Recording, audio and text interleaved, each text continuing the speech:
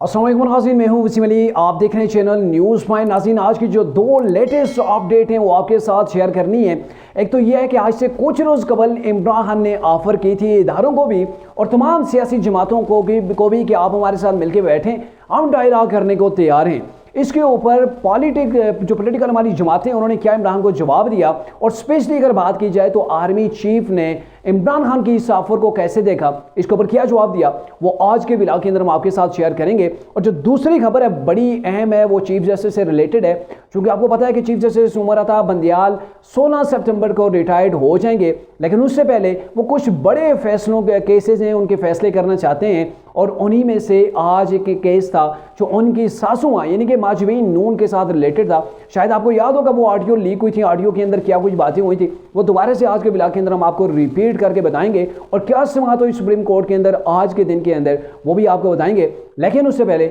हमारी आपसे होगी गुजारिश कि अगर आपने अभी तक हमारे चैनल को सब्सक्राइब नहीं किया तो काइंडली हमारे चैनल को सब्सक्राइब कर लीजिए और बेल आइकन को प्रेस करना मत भूलिएगा।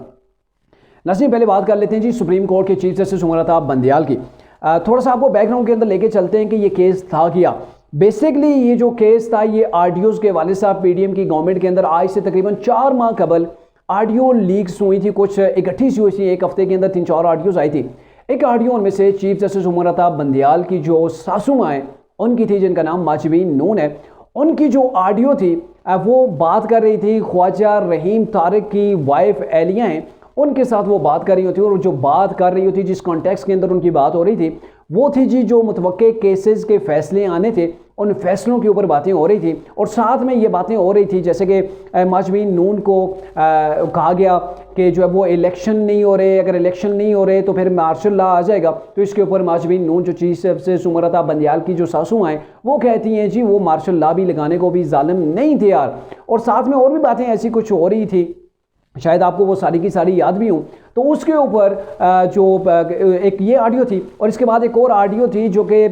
परवेज़ इलाही की जो वो ऑडियो एक लीक हुई थी। और उस ऑडियो के साथ आपको बताएं कि परवेज़ इलाही की जो ऑडियो थी उसके साथ जो बात हो रही थी वो जस्टिस मुज़ाहिर अली अकबर नकवी के साथ थी। तो ये जो ऑडियोज इकट्ठी लीक हुई थी, क्योंकि ये सुप्रीम कोर्ट के जज हैं और इनके हवाले से अगर ऐसी बातें आ रही हैं या फिर किसी की सासू माँ उठ के ये कह रही है कि मैं जो है वो उमर को मैंने मैसेज भेजा है कि आपके लिए पूरी कौम दुआएं कर रही है, जलसों के अंदर मैं जाती हूँ वहाँ ये होता है, तो वो सारी जो बातें थी जाहिर है फिर उससे एक चीज़ सामने नज़र आ रही थी कि चीफ जस्टिस उमर अता बंदियाल अपनी सासू माँ की बातों के ऊपर चल रहे हैं। जो ट्रायल हो रहे हैं, जो फैसले हो रहे हैं, इसके ऊपर बड़ी तनकीद की गई थी तमाम पॉलिटिकल पार्टीज़ की जानिब से। इमरान के सिवा जितनी भी पार्टीज हैं सबने तनकीद की थी और ये कहा था कि यहाँ पे कानून की हुक्मरानी नहीं है, सासू माँ की हुक्मरानी है। और इसके वाले से सोशल मीडिया के ऊपर आज तक चीफ जस्टिस उमर अता बंदियाल को टारगेट किया जा रहा है, उनको निशाना बनाया जा रहा है कि आप जो वो आइन और कानून को छोड़ के सासू माँ से डिक्टेशन लेते हैं। और बड़े दिलचस्प किस्म के तबसरे भी सामने आ रहे हैं कि चूंकि चीफ जस्टिस को पता था कि उन्होंने कोर्ट के अंदर इतने ज़्यादा उनके दिन रहे नहीं हैं, बाकी उन्होंने फैमिली के अंदर वापस जाना है, तो उन्होंने बेहतर समझा कि अगर फैमिली के साथ खुशगवार तल्लक हुए तो ज़िंदगी बड़ी आसान गुजर जाएगी। जैसा तैसा करके आज का फैसला भी दे देते हैं। और आज का जो फैसला हुआ इसके ऊपर अगर आपको बताएं तो उस वक्त बनी थी जो पीडीएम की गवर्नमेंट थी, उन्होंने JIT बनाई थी, एक जो है वो जॉइंट कमीशन बनाया था। और जॉइंट कमीशन की जो सरबराही कर रहे थे वो जस्टिस फाइज ईसा कर रहे थे। और इनकी 3 रुकनी बेंच था, एक chief justice Peshawar high court थे और दूसरे chief justice Balochistan high court थे। तो वो ये 3 रुकनी बेंच था जो समाअत कर रहा था। इन्होंने इसके ऊपर प्रोसीडिंग की, जो ऑडियोज थी उनके फोरेंसिक का भी ऑर्डर दिया था, लेकिन सुप्रीम कोर्ट ने ये रोक दिया था इस कमीशन को काम करने से। वहाँ पे कोई दरख्वास्त दायर हो गई थी और फिर चीफ जस्टिस उमर अता बंदियाल का जो 5 रुकनी उन्होंने बेंच बनाया था, उस बेंच के ऊपर उस वक्त की पीडीएम की जो गवर्नमेंट थी उन्होंने एतराज़ लगाए थे, उन्होंने दरख्वास्त दी थी कि ये 3 जजेस अपने आप को अलहदा कर लें। 3 जजेस कौन से थे? एक चीफ जस्टिस उमर अता बंदियाल थे, दूसरे जस्टिस एजाजुल एहसन थे और तीसरे थे जस्टिस मुनीब अख्तर। ये तीनों अपने आप को अलहदा कर लें और इनके ऊपर इसलिए ये कहा गया था, अदम एतमाद का इजहार किया गया था, चूँकि चीफ जस्टिस उमर अता बंदियाल की सासू माँ की ऑडियो थी। जस्टिस मुज़ाहिर अली नकवी के ये ज़ाहिरा हम पल्ला जज थे, जो जस्टिस एजाजुल एहसन थे, जस्टिस मुनीब अख्तर थे, ज़ाहिरा इनके दोस्त थे। तो इन्होंने ये कहा कि ये आप साइड पे हो जाएं, और जस्टिस मुज़ाहिर अली अकबर नकवी भी चूंकि आपको पता है वो भी ऑडियो लीक हुई थी, तो इसके ऊपर आज केस की समाअत थी। 6 जून को इस केस के ऊपर जो है वो फैसला महफूज किया गया था, और इतने महीनों के बाद जाके आज सुप्रीम कोर्ट ने मुनासिब समझा, चूँकि चीफ जस्टिस जा रहे हैं तो उससे पहले इस फैसले को भी दे के इस केस को जो वो निपटा दिया जाए। और ये फैसला किया गया कि ऑडियो कमीशन के मतलब जो सुप्रीम कोर्ट ने जो फैसला किया है उसके अंदर ये कहा है कि ये एतराज़ की जो दरख्वास्त है इसको हम मुस्तरद करते हैं। ये दरख्वास्त जो अदालती जो जजेस मेम्बरान हैं उनको एक तरह से हरासा करने के लिए जो वो की जा रही है।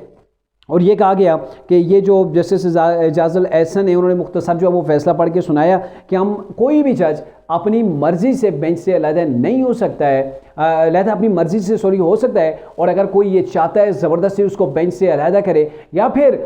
जो दरख्वास्त दे पटिशन दायर करे कि फ़लाँ जज जो वो मेरा केस ना सुने, तो ऐसा कानून के अंदर कहीं पर भी नहीं है। और यूँ जो जॉइंट कमीशन बना था उसके ऊपर जो सुप्रीम कोर्ट ने उसको स्टे ऑर्डर जारी कर दिया था। हालांकि उसके बाद जो मुतवक्के चीफ जस्टिस जो आने वाले चीफ जस्टिस हैं जिन्होंने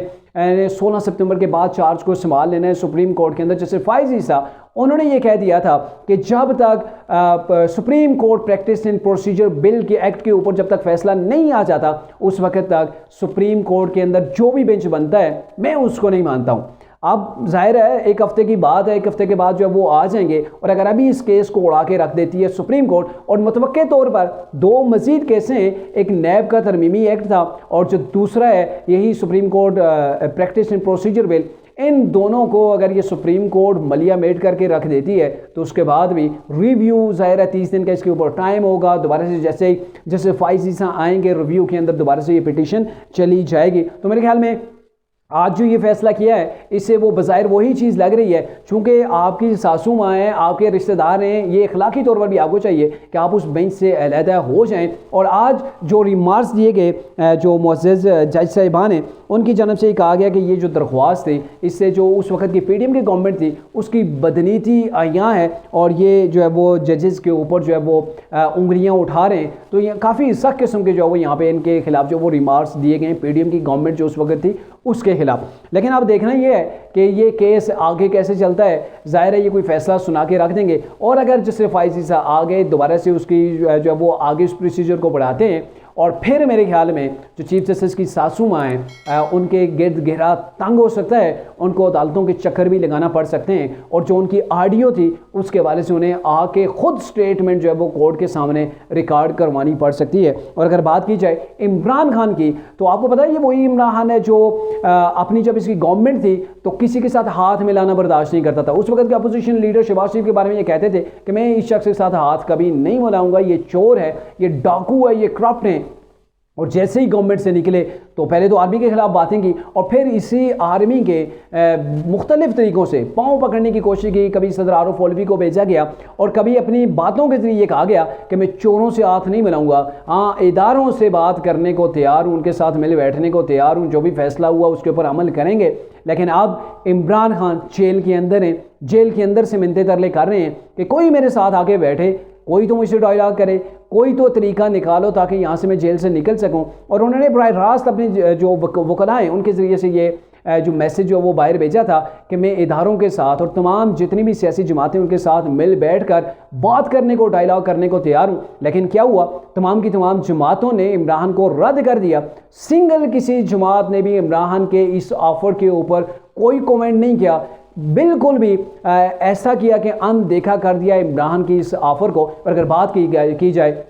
जो आर्मी चीफ हैं उनके हवाले से, तो गुज़िश्ता रोज़ आपको मैंने बताया था अपने ब्लॉग के अंदर कि कोर कमांडेंट कॉन्फ्रेंस जारी है, और उस कॉन्फ्रेंस के अंदर जो एलामिया इन्होंने जारी किया है उसके अंदर बड़े वाज़ेह अल्फाज के अंदर ये कहा गया है कि कोर कमांडेंट इजलास के अंदर ये कहा गया कि फोरम जो कोर कमांडेंट का जो फोरम है उसने एक बार फिर तस्दीक की है कि रियासती इदारों और अवाम के दरमियान खला जो पैदा करने की कोशिश की गई है, मज़मूम प्रोपेगेंडा उसके लिए किया गया, उसके अंदर उसको बड़ी जो वो मायूसी हुई और रसवाई के सिवा इन इनासर को आगे भी इनके हाथ कुछ नहीं आएगा, इनको कुछ नहीं मिलेगा। तो आप इनडायरेक्टली तौर पर देख लें ये मैसेज किसके लिए था, बड़ा वाज़ेह है। 9 मई के वाक़े के बाद यानी कि फ़ौज जो इदारा है उसके सामने जो अवाम को किसने ला खड़ा किया था, जो मज़मूम प्रोपेगेंडा किया गया था, चाहे फ़ौज के अंदर था या फ़ौज के एंगेज अगेंस्ट जो प्रोपेगेंडा किया गया था वो फ्लॉप हुआ, और जितनी भी ऐसी कोशिशें करने वाले अनासर हैं उनकी मज़मूम कोशिशों को रिस्वाई ही मिलेगी, इसके सिवा कुछ नहीं मिलेगा।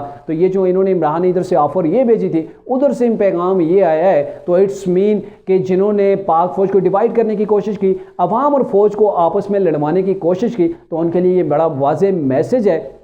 कि आपके साथ हमारा कोई डायलॉग नहीं हो सकता है। जिन्होंने ये कोशिश की थी वो रसवा हो गए, और डेफिनेटली आप देख लें तरीके इंसाफ पाश हो गई, कप्तान जेल के अंदर, सदर तरीके इंसाफ जेल के अंदर, वाइस प्रेसिडेंट जब वो जेल के अंदर बंद है, तो आप मेरे ख्याल में किसी किस्म की कोई डायलॉग की गुंजाइश नहीं है। अगर डायलॉग की गुंजाइश होती तो सिंगल कोई पॉलिटिकल पार्टी, किसी पार्टी का कोई रहनुमा वही सामने आता, बयान दे देता कि हाँ भाई इमरान अगर बुला रहा है, कह रहा है कि हम बैठने को तैयार हूँ, उसके वल निकल गए, रंदा फिर चुका है, तो क्यों ना इमरान से बात कर ली जाए, डायलॉग कर लेते हैं, देखते हैं जी क्या होता है। लेकिन किसी ने बिल्कुल भी इमरान की इसकी बात के ऊपर किसी ने कान नहीं धरे, किसी ने तवज्जो नहीं दी। इट्स मीन कि डायलॉग की अब गुंजाइश नहीं रही है, इमरान खान ने बहुत देर कर दी।